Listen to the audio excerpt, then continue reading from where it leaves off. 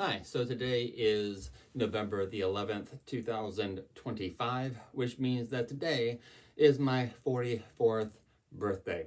And in this video, I want to show off one of my birthday gifts, something my sister gave me, because she asked, she was like, what should I get you for your birthday? And it just so happened that I was rereading Lord of the Rings.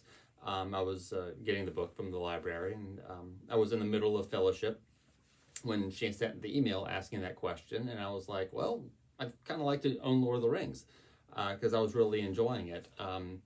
This is my second reading of it, and uh, I enjoyed the first reading. I'm enjoying the second reading even more. So I was like, yeah, I'd really like to have this on my shelf so I can just pull it off anytime I want. So she sent me the book, and here it is. And I'm really pleased with this. This is, I mean, this is a hardback. Love hardback. Well, this is a solid book, man. This feels good in my hand. It just feels so good in my hand. Love real books. And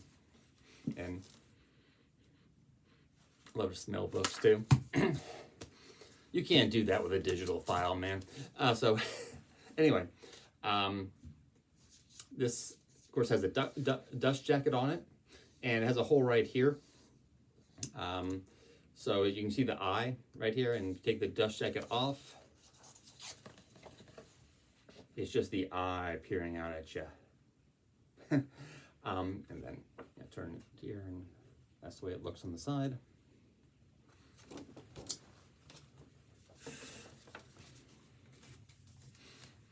And so it looks really nice on the outside. And it's got this on the side, the Elven script. I'm assuming, I don't know, I haven't checked to compare if this is the script that's on the ring itself or whether it's something else, but there's that. That's cool. So it's just red on each side there. And on the inside, the script, the typesetting, the font size and font type and everything, it's really well done. The chapter headings are in red. They, of course, and the regular just words are in black and white. So really, really easy on the eye typesetting. Just really, really nice. And this thing really folds out. I mean, opens up nicely. Not just doesn't. It's not folding up on me. It really just lays open nicely. So that's really nice.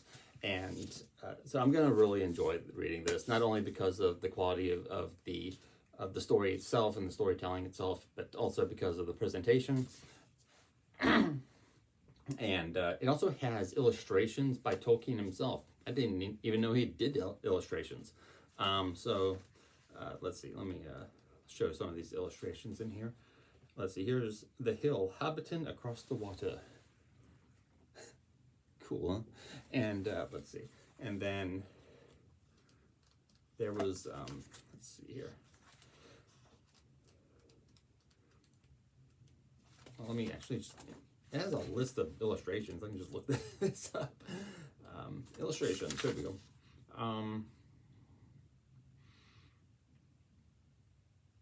Let's see. Look at that.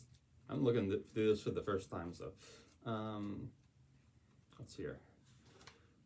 What is that? The Forest of Lothlorien in Spring. Ooh. That's weird, because I mean, this is oh, that is in the chapter when they're in Lothlorien. Okay, feels further. Okay, and then let's see here. What else we got? Oh gosh.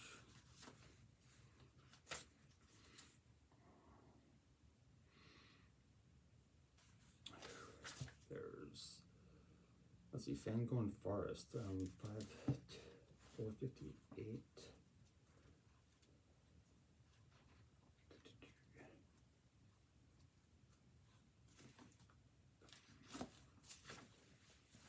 Fangorn Forest, or Fangorn Forest.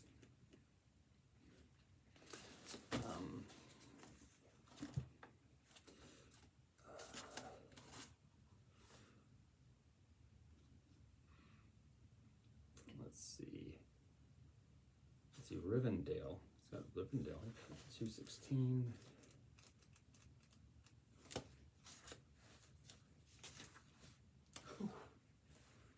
It's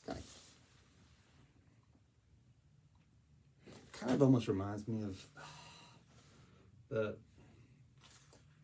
some of the German illustrated books that that Mom used to have, that we used to have as kids.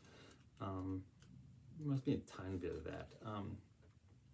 Not the most lavish illustrations, but they're pretty cool. And let's see, what else we got here? There was Leaves from the Book of Mesarbul, 320. This is when they were in Moria, and Gandalf is reading the last days of the dwarves there. We cannot get out. There's that. And then you just flip through this, see what I come to. Oh, what was that?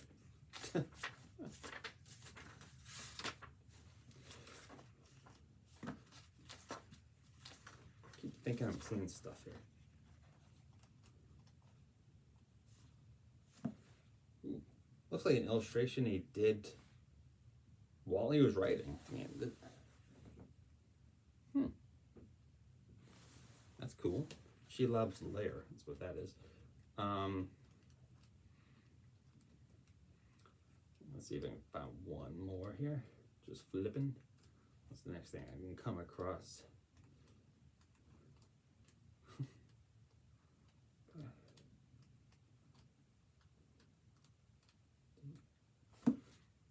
Or think. Okay. All right. So there's that, and also a lot of times these books, from what I've seen, will have the books the maps of Middle Earth just kind of attached to the end, just one of the regular pages in the book. This one comes with maps separately. So here's let's see here. Here's the regular overall view of Middle Earth, and then there's the more close-up, more detailed, I guess, map of Gondor, Mordor, Rohan. So there's that. My sister also sent a bookmark. She got me a bookmark. I'll use that for other books, because this one comes with this, which is nice. And I'm right here. I'm in this at chapter number 3 in Two Towers, book 3. So, yeah. So I'm going to enjoy this. I think this is going to be a regular kind of go-to book for me.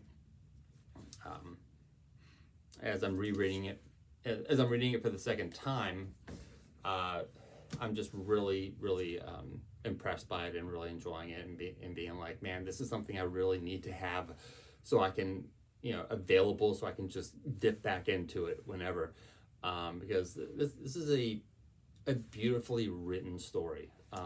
Tolkien's, the way he writes, the way he describes things, and it's so rich. It's rich in character, rich in ideals, and themes. It's rich in history. It's rich in poetry. It's rich in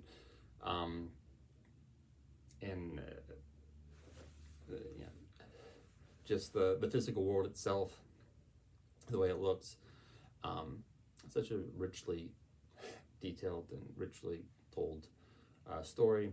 Yeah, I don't think it's one that you ever wear out.